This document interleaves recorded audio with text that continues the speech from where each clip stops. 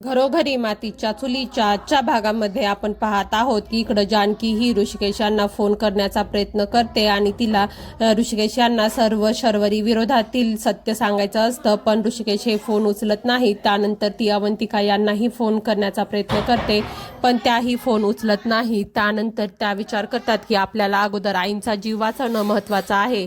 इकडे शर्वरी आणि राहुल हे जानकीची वाट पाहत थांबलेले असतात. त्यावेळेस राहुल विचारतात की जर हे सर्व जानकीने पोलिसांना सांगितलं तर आपण त्यामध्ये अडकू. त्यावेळेस शर्वरी म्हणते की ती एवढी हुशार नाही.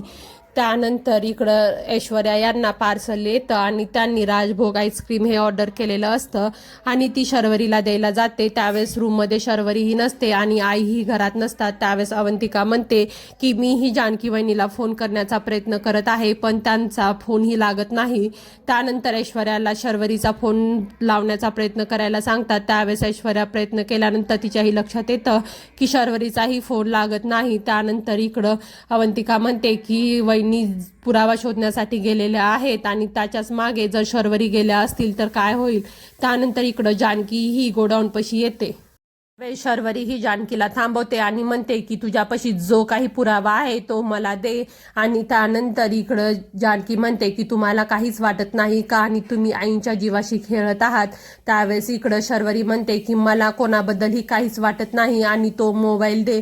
आणि जानकीच्या हातातून तो मोबाईल घेतात आणि म्हणतात की आता तुझ्यापाशी काहीच पुरावा राहणार नाही आणि हा एक शेवटचा पुरावा होता आणि तोही आम्हाला दे. आणि त्यानंतर इकडं जानकी म्हणते की तुम्ही हे सगळं काय करत आहात. त्यावेळेस राहुल म्हणतो की तुला हा मोबाईल महत्त्वाचा आहे की तुझ्या सासूचा जीव, तू ठरव. आणि त्यानंतर जानकी हा तो मोबाईल सोडून तिथून आईंना वाचवण्यासाठी गोडाऊनमध्ये जाते आणि इकडे गोडाऊनमध्ये पूर्ण धूर झालेला असतो आणि आई या बेशुद्ध पडलेल्या असतात. जानकी त्यांना आवाज देण्याचा प्रयत्न करते, पण आई काहीच बोलत नाही. त्यावेळेस जानकीला तिथे आई दिसतात आणि त्यांना शुद्धीवर आणण्याचा प्रयत्न करते. त्यावेळेस इकडं शर्वरी ही तो मोबाईल घेते आणि म्हणते की आपल्या विरोधातील हा शेवटचा पुरावा आहे. त्यानंतर इकडं जानकी ही आईंना घेऊन तिथून बाहेर पडते. त्यावेळेस इकडं शर्वरी आणि राहुल हे त्या मोबाईलवरती पेट्रोल टाकतात आणि तो मोबाईल जाळून टाकतात.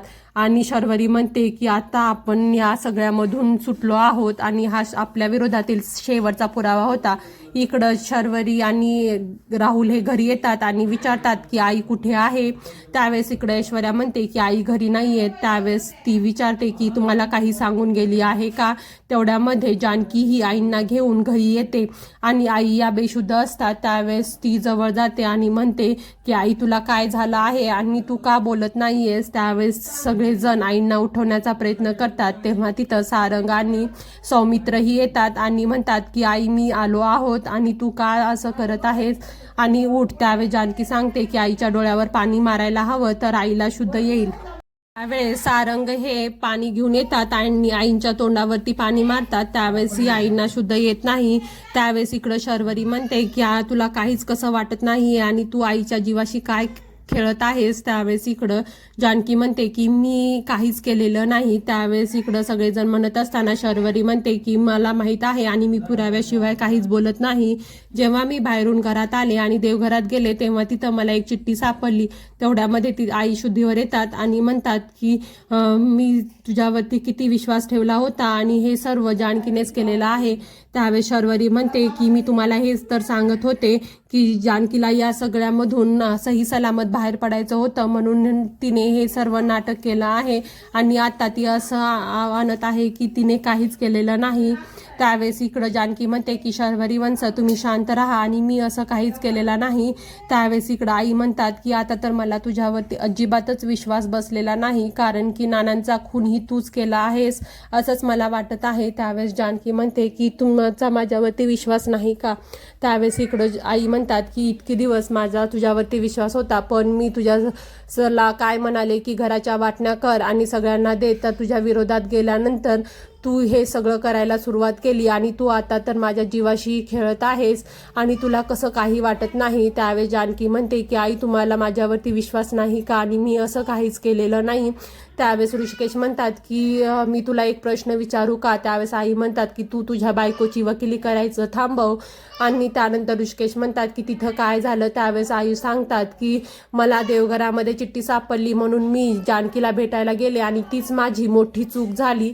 आणि जेव्हा मी तिथे गेले तेव्हा तिने दार बंद केलं आणि मी तिला किती आवाज दिला तरीही त्या रूममध्ये तिने धूर सोडला. आणि तुम्हाला तर माहीत आहे ना त्या धुराची मला किती ॲलर्जी आहे.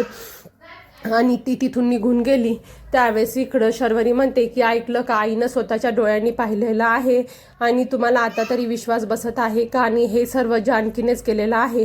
त्यावेळेस इकडं जानकी म्हणते की बस करावंचं आणि हे मी काहीच केलेलं नाही आहे आणि हा सर्व तुमचाच प्लॅन होता आणि तुम्हीच मला अडकवण्यासाठी हे केलेलं आहे. आणि तुम्हाला माहीत होतं की माझ्याकडे सर्व पुरावे आले आहेत आणि ते पुरावे कोणालाही कळू नये आणि भेटू नयेत म्हणून तुम्ही हा सर्व प्लॅन केला आहे.